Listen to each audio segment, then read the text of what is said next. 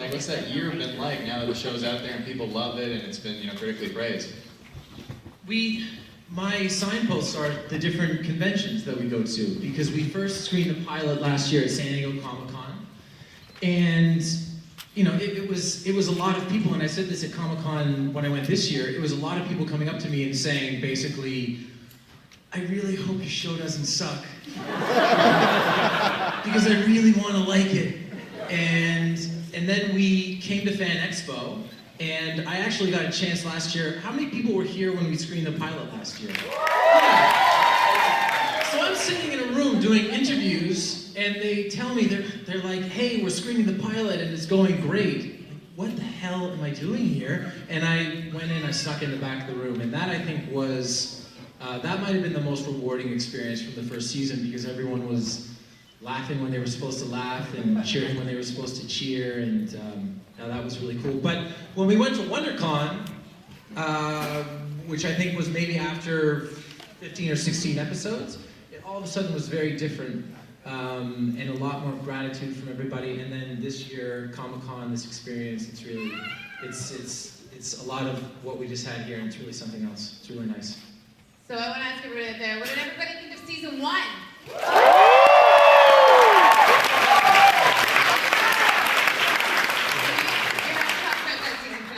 That was pretty explosive, and seeing the death of Tommy was just, it really broke my heart. And I want to know, how does that move into how that's going to affect Oliver in season 2? We pick up season 2 5 months after the events of season 1, and there has been a very big transition in the city.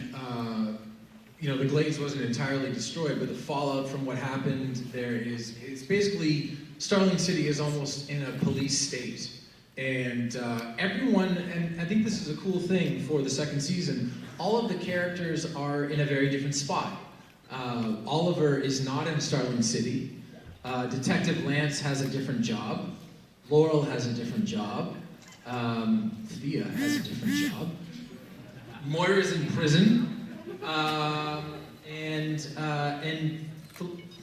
Felicity's a lot sexier.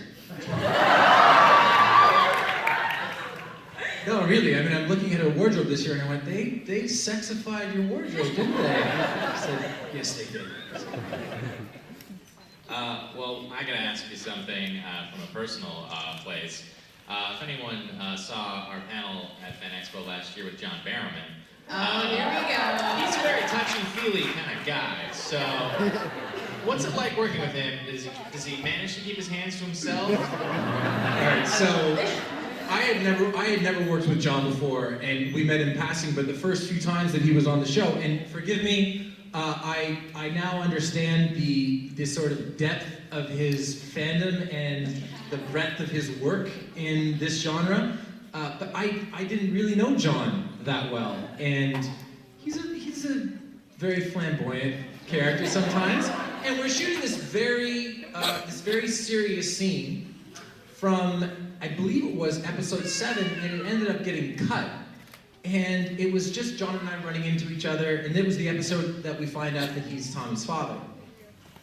So we have this scene, and he walks away from me, and I'm about to start talking to Detective Lance and Hilton, and just before John goes around the corner, he does this really flamboyant,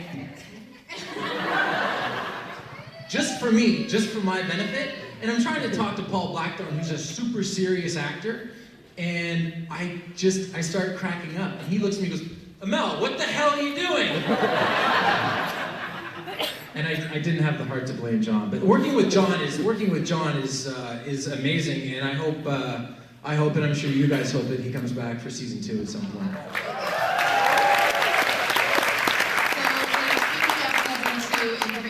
It feels like every time I'm on Google, there's always new updates about new DC characters. Is DC taking over season 2? Well, DC is a lot like fans last year at Comic-Con and Fan Expo. They looked at our show and said, hey, you're doing the Green Arrow, and we really hope it doesn't suck. And we've had a first year, so I almost feel like DC gave us a little bit of leeway this year, or last year, and this year it's like they've handed us the car keys. It's just DC characters, everywhere. And I mean, we have, and lesser known ones too. We have Summer Glau is playing Isabel Rochev. We have Kevin Alejandro from True Blood, who's playing Sebastian Blood, Brother Bud. We have Michael Jai White, who's playing Bronze Tiger. It's really cool. I get to fight Spawn. That was pretty awesome. And we have actor to be determined playing Barry Allen, The Flash.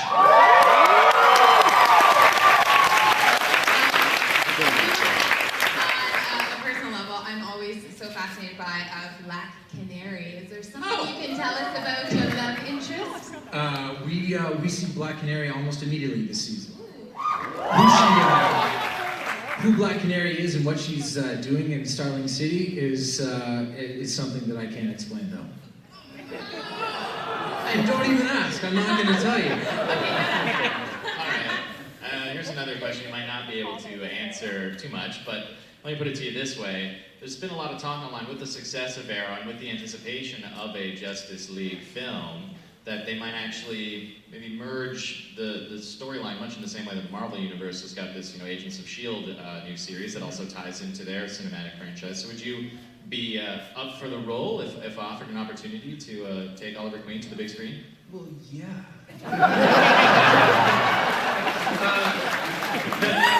I think that in the pantheon of DC characters, and I'm not afraid to say it probably goes in some order, Batman and Superman, and then I think the next level down is the Flash, right? I mean, the Flash is one of the biggest DC characters out there. So if we are able to introduce the Flash into our show and then spin the Flash off into his own show, then I think that it would make a ton of sense. Only if everybody would like to make a ton of money to take the properties that you have on television and to bring them onto the big screen. I will tell you this. I know that when I found out about Barry Allen appearing on the show, one of the executive producers told me, and for Barry Allen to appear on the show, we had to get approval all the way up to Christopher Nolan. So that's, because he's Christopher Nolan, and he's the czar of all things Warner Brothers and DC, and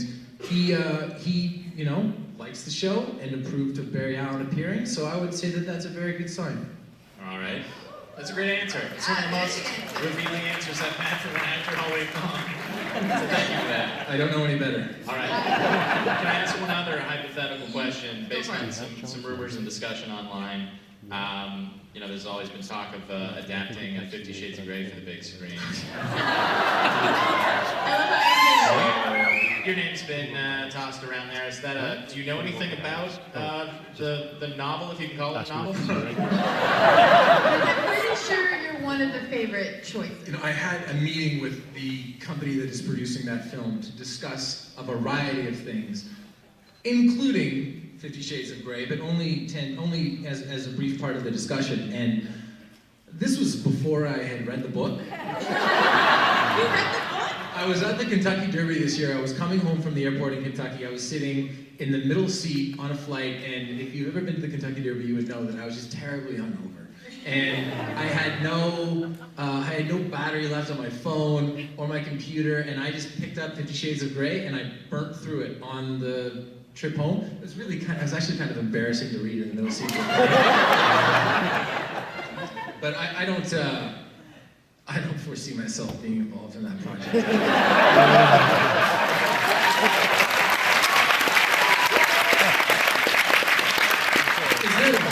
Is there a villain in the 50 Shades of Grey books? Did someone kill Christian Grey eventually at a certain point? Play that character.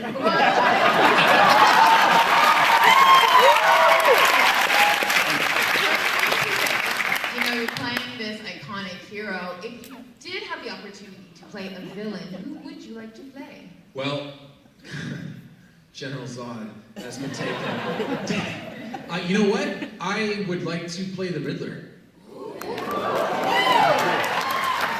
That's one of those things that you have to put out there into the universe and hope that it eventually comes back to you. Do you think Jim Carrey did an okay job? Sure. You know what? I think that I'll tell you what. I think that I think right now, if they were to do a new Batman film and they were to make, and it was in the sort of the world in which Christopher Nolan's Batmans exist, and they did a spin on the Riddler in that take, I think Jim Carrey could kill that. But I'm also the same guy, and I'm weird this way. I think Jim Carrey should have won Best Actor for playing the Grinch.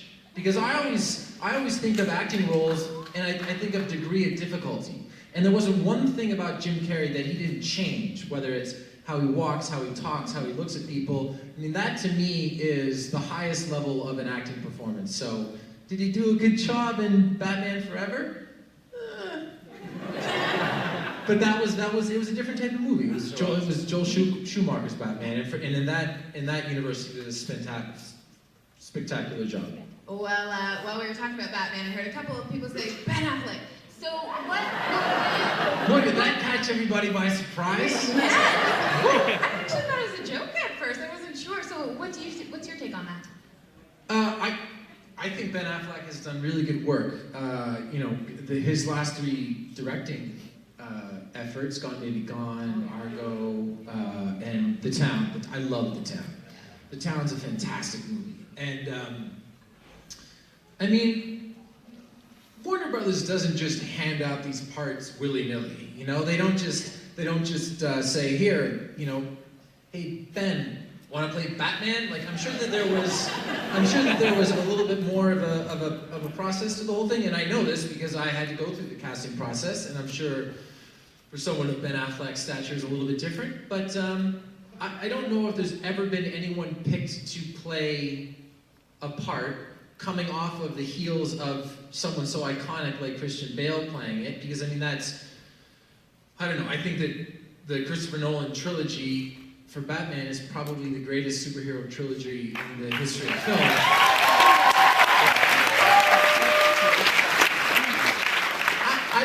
I don't know if you could have picked anyone that was going to be met with anything but a certain level of trepidation, but I will reserve judgment until Mr. Affleck gives it a good, honest try. You guys are going to get me in trouble. Well, oh man, that's a good question. I think that there's a CW rule against having a goatee. I'm pushing it as far as I can push it, having facial hair. We are going to go to the crowd for questions in just a bit, but we had a couple more that we wanted to ask. I wanted to know, playing this incredibly confident character, have you personally changed, in your life in the past year plus, bringing life to this role and, always on screen having this presence? I mean, obviously you aren't a superhero in real life, but you do a great job playing one on TV. So, does that affect you as a person in your personal life? Yeah, my life has changed a lot only because I used to, when I was an actor, both in Toronto and in Los Angeles, I used to measure my success for that year based on how many days I worked. And I set a goal for myself in 2011 of working 100 days, and I got to like 90 something. And now I measure my years in the amounts of days off that I have. Because we shoot Arrow for 9+ months a year. It's a really difficult, arduous schedule. It's not actually work, so I don't think of it that way, but it's a lot of hours that we have to put in. And I would say that I have become a bit more direct than I used to be. I like to get things done. I'm a very bottom line person, and yeah, that's changed. But I still try to be the same normal guy. Try. So I just want to know, the way that you have to work out and even your diet to keep, this image. Do you have a cheat day? And what would you eat on your cheat day? What happened last year is I had a very specific diet for the pilot, but the pilot is not the series. The pilot is something that I had a month to prepare for, and we get 17 days to shoot it, and like $10 million. As opposed to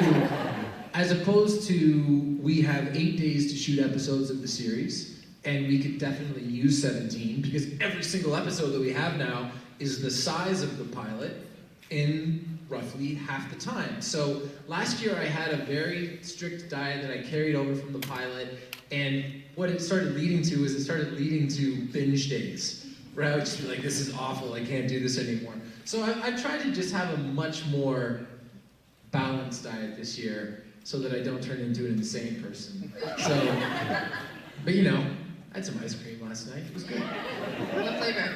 Mint chocolate chip. Yeah.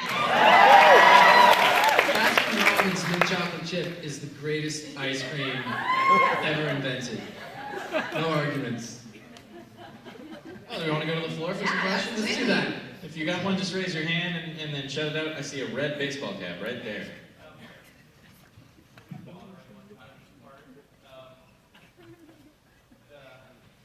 I really like the first season, but the finale really raised the bar in terms of just production value and like my mom tried twice while she was watching.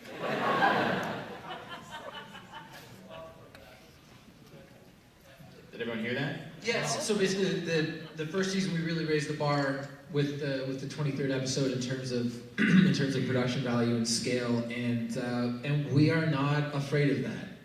That episode didn't cost any more money than, you know, episode 23 didn't cost any more than episode 1 of this year cost, and we're making a really big statement in what was supposed to be our first 4 episodes, but I've read the script for 5 and 6, and we are not taking our foot off the gas at all. So, and we've used what happened in the finale last year to really give a different impetus to this season.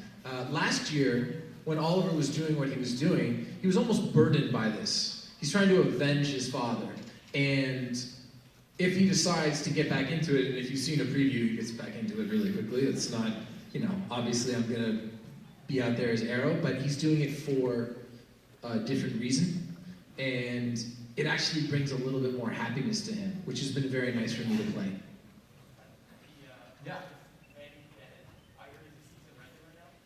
Manu is, yeah. Manu came on as a series regular this year. Sorry, say again? You definitely see him in flashbacks, and no comment.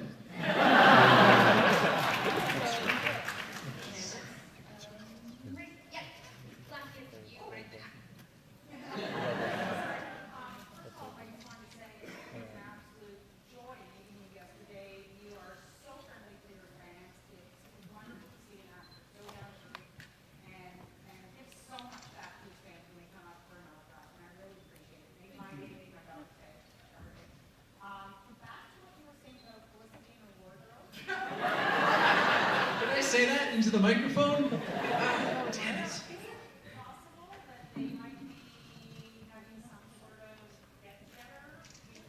What, you mean like a sleepover? Technically, that is what you need, isn't it?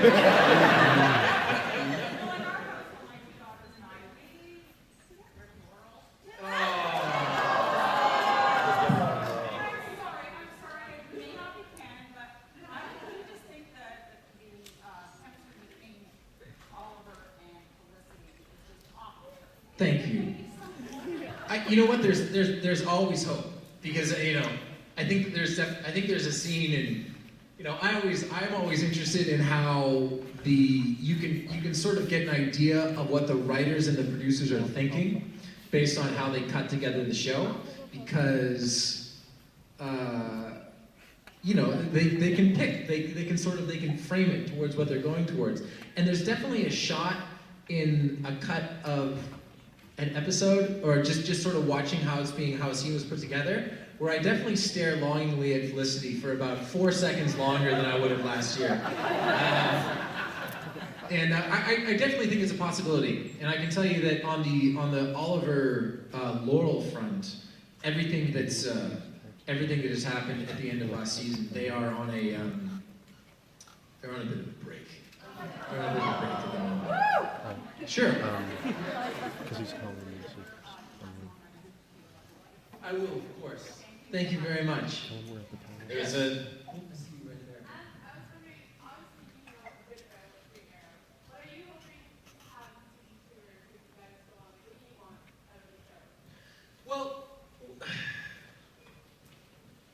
last year, again, you know, and I think one of the reasons why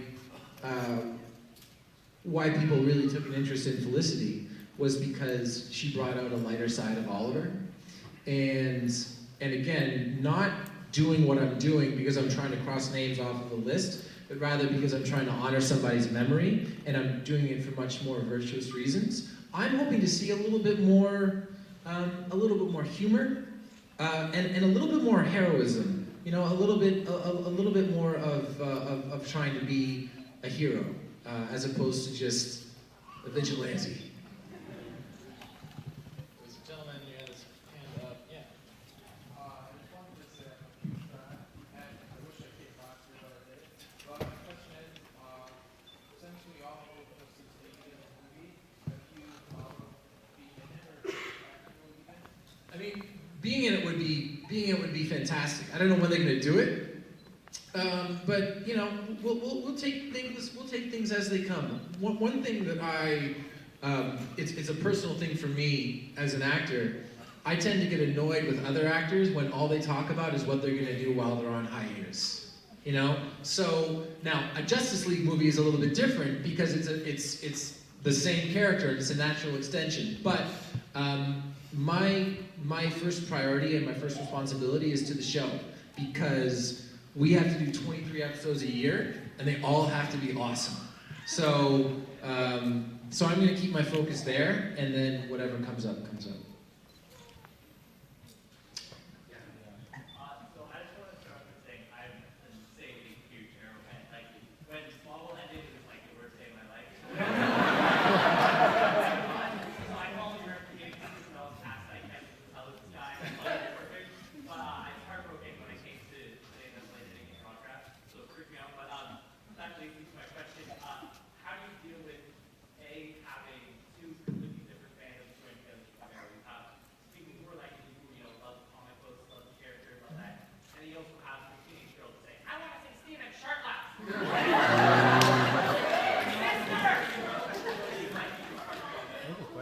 Did everyone hear that? Yeah, No. Do you like being a hero or heartthrob better? I'm gonna go with hero on that one. No, you know what? Because listen, as awesome as it is to have like teenage girls as fans, okay? Teenage girls are fickle. Okay? And long after they are gone, or even if they remain, the comic book fans will still be there. And you know, you guys are a tough crowd to win over, right? I mean, when Arrow was announced, it wasn't Stephen Amell was playing Arrow, it was Justin Hartley is not playing Arrow. So I understand that, but once everyone welcomed me and you feel like you're part of the family and you guys become very protective, and I'll let you guys have my back. Did you have the sense of pressure though, you know, taking on such an iconic character? No, David Nutter directed our pilot and is actually going to direct another episode this year. He directed the Red Wedding from Game of Thrones too. But he's coming back this year. I can't say which episode, but he's coming back. And after my first audition, before I had auditioned for the network or the studio, he sat me down and he said, Steven, I cast Tom Welling, I cast Kristen Crook, I cast Jessica Alba, I found Jared and Jensen. They were my people, you're my guy for this, we're gonna get this done, you don't worry about a thing, I'll take care of you. And I said, Mr. Nutter? Whatever you say. So I wasn't nervous at all. On the front of the whole heartthrob thing, do you ever find people, feel a little entitled? Do people come up to you and just say, just show me the abs? Can I just see the abs? John Barrowman actually explained to me while he was holding my abs that there is very much a difference between the first season and the second season. It's sort of in the first season, it's like people are inviting you into their homes to watch you on TV, and then in the second season they expect you to be there. And I've noticed that. It's nice. Nice. Waving, yeah. Congratulations, the show's awesome. Thank you. Quick question. So I heard you in an interview when the show first came out, and you said, let's see Batman do that. So who would win, you or Bat in a pull-up contest? I got everybody in a pull-up contest. And that wasn't me that said that, that was David Nutter. He said it, yeah, he's like, I saw Steven do the salmon ladder, and I was like, Batman can't do that. And he probably could.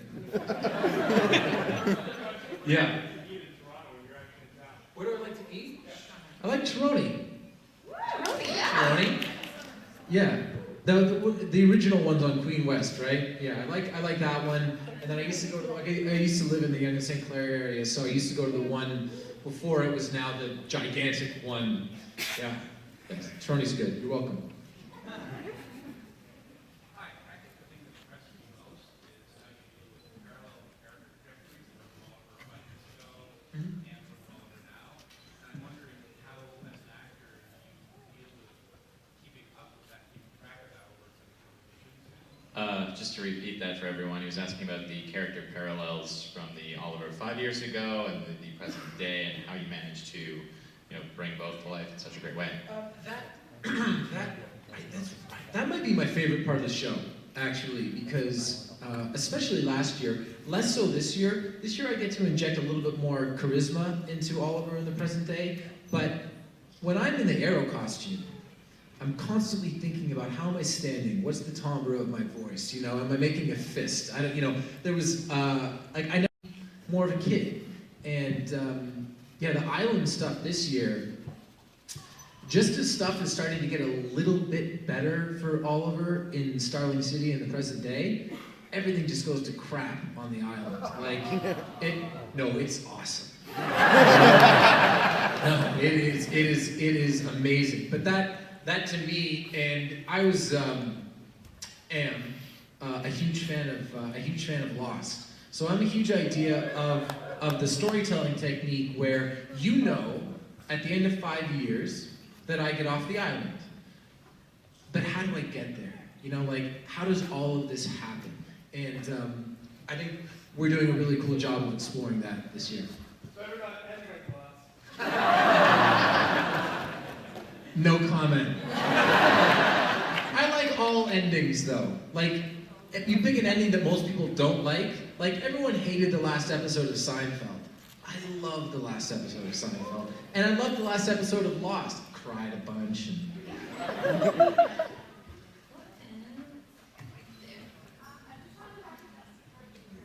Yeah.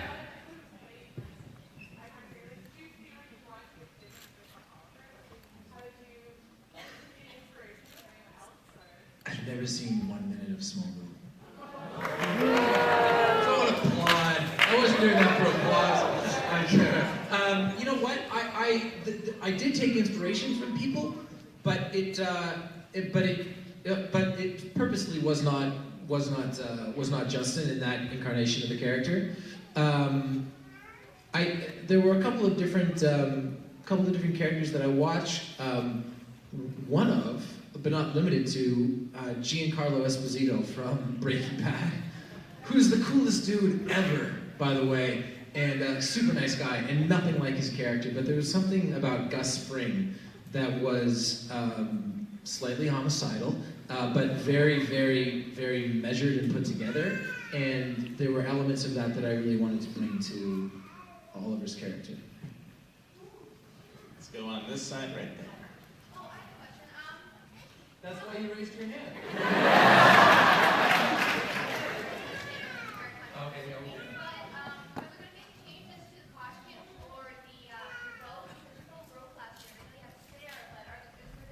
Goddamn, John Barrowman broke my bow. So the bow broke last year, and then I used Yao Fei's bow in the finale. And then this year, I have a brand new bow, Compound, which people are either very much for or very much against. I haven't found anybody that is just right in the middle. Pardon me? Definitely for. Out of way. Good. What's really cool and it looks very much like a weapon. And also, it's easier to hold back when I'm yelling at people. Yes.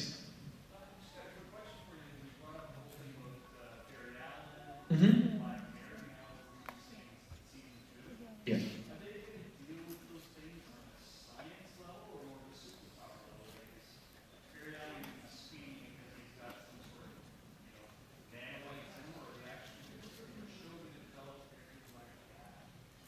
Did everyone hear that?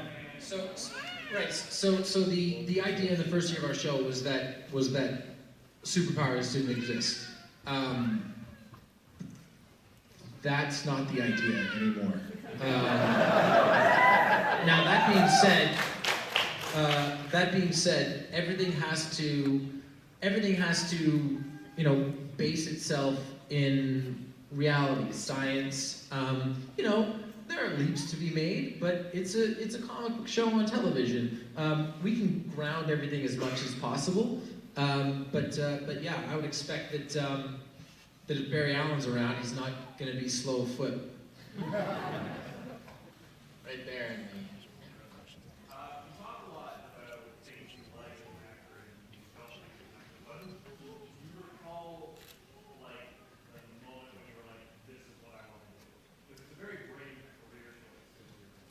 Yeah, actually, it's a good question. I was still living in Toronto, and it was 2009, and I had been in a very long-term relationship that ended, and I sort of looked around at, what do I like in my life? Like, what are the things that I want to have?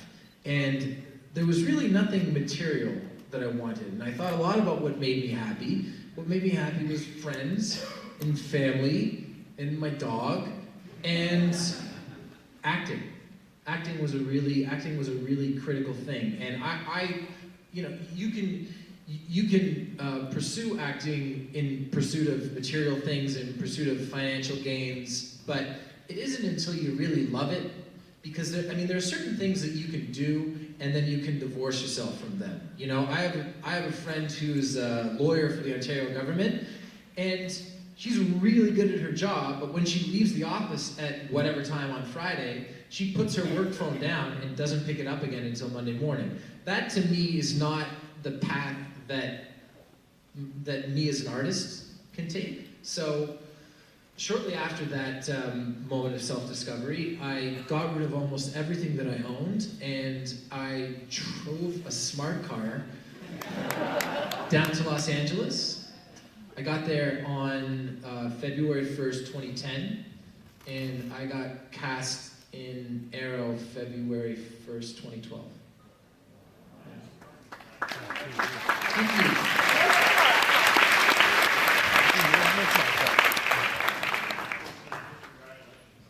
Oh, thanks very much, man. And I can tell you that the biggest key, the most important thing that you will ever do as an actor, aside from hold your sides in an audition and ask as many questions as possible, is just be comfortable in your own skin. If you're comfortable in your own skin, then people get that sense. Because you walk into a room and you're auditioning, you aren't necessarily trying to get a job right there. You're trying to give them the impression that you're not going to be tough to work with. When I got cast in Private Practice, that was an offer, and Shonda Rhimes had me come in to meet a couple of the cast and one of the producers, and I thought that it was kind of like a job interview. And sorry for the language, but she stops me like 10 minutes in and says, "Are you really excited to play the part?" I said, "Are you offering the part?" She goes, "Oh yeah, this was just to make sure you weren't an asshole."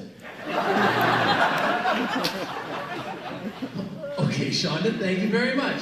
So yeah, be comfortable in your own skin, you'll go a long way. Right there. I really love how interactive you are on Facebook. Thank you. And I wanted to know, how hard are you pushing getting Napkin wine in Canada? We're working hard. So my buddy and I started a winery, for those of you that don't know, out in Walla Walla, Washington, and man, the Canadian government makes it really, really hard to bring wine in. So, are there anyone here work for the LCBO? You work for a wine agent. So apparently you have to talk to a wine agent, but we are looking to do it. I would love to do it. Being Canadian, it's very important to me because it's the response has been so wonderful for the show and for whatever I've been doing in Canada. So it would be my hope that eventually we get here. We just need to find the right wine agent. And we need to find a way to get it into, hopefully, at the very least, Ontario and BC. And fuck cancer, too, that as well. Part of my language again, sorry. I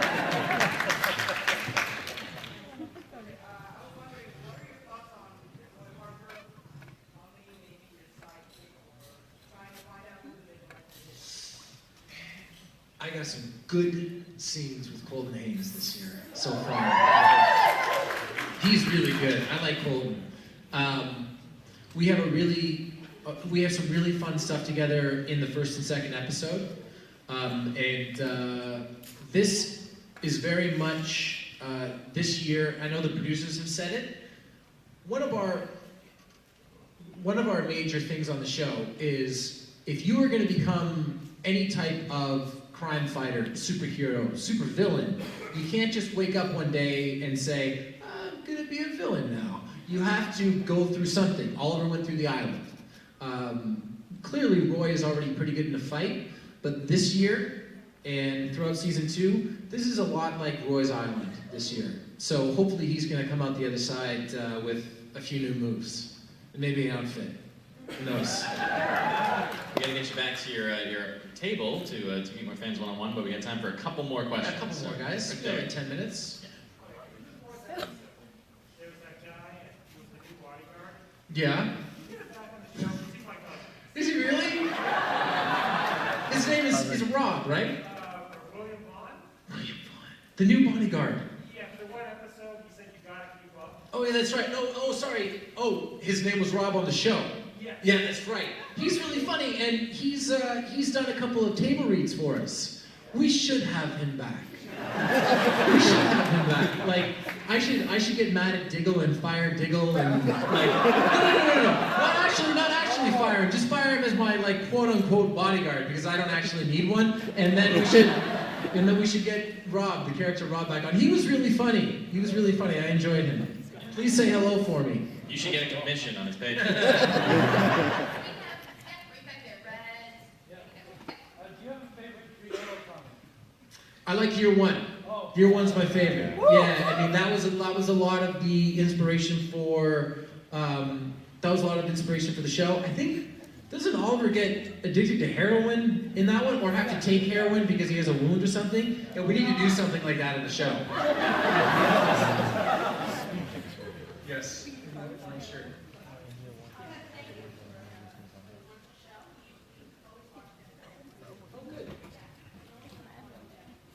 Is your family here? Okay. Yeah.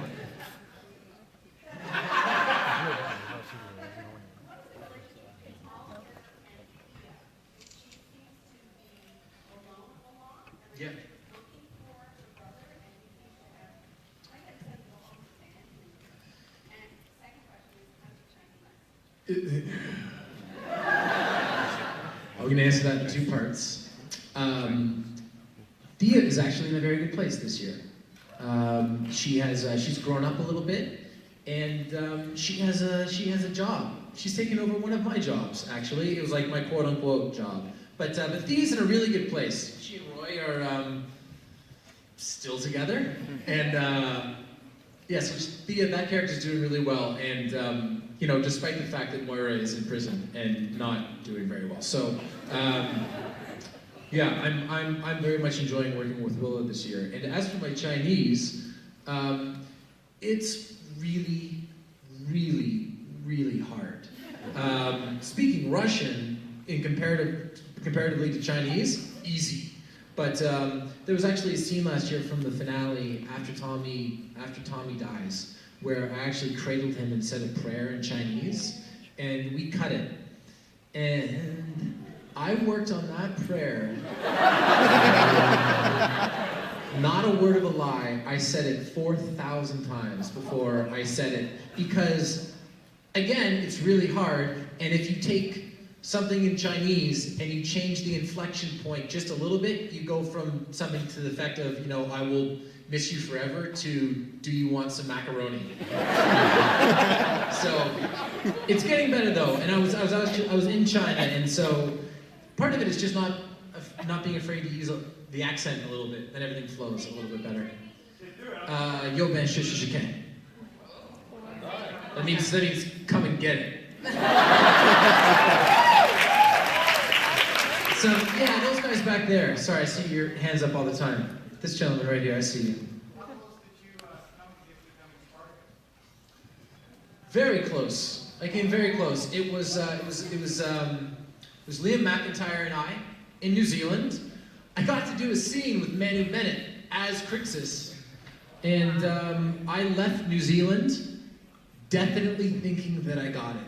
And you know, you need those things along the way. If I didn't get so close to getting Spartacus, I would not have gotten Arrow.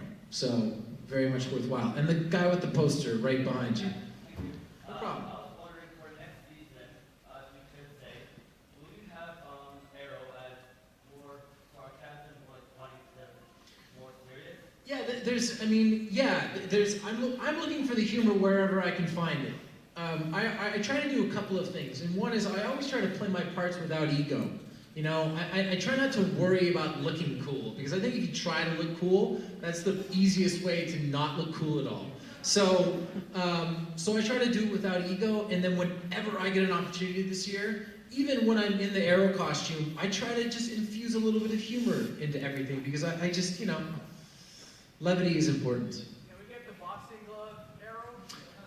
You know what? Eventually, you're gonna get a line like something to the effect of, "That sounds about as stupid as putting a boxing glove on an arrow," or something like that. But you know what? The producer. That's not a bad idea. I will 100% say that's not a bad idea, because you know what? People would really like it, and I can tell you that based on how much of a comic book fan, first and foremost, both of our executive producers are, I would be shocked if there wasn't a reference to a boxing glove at some point.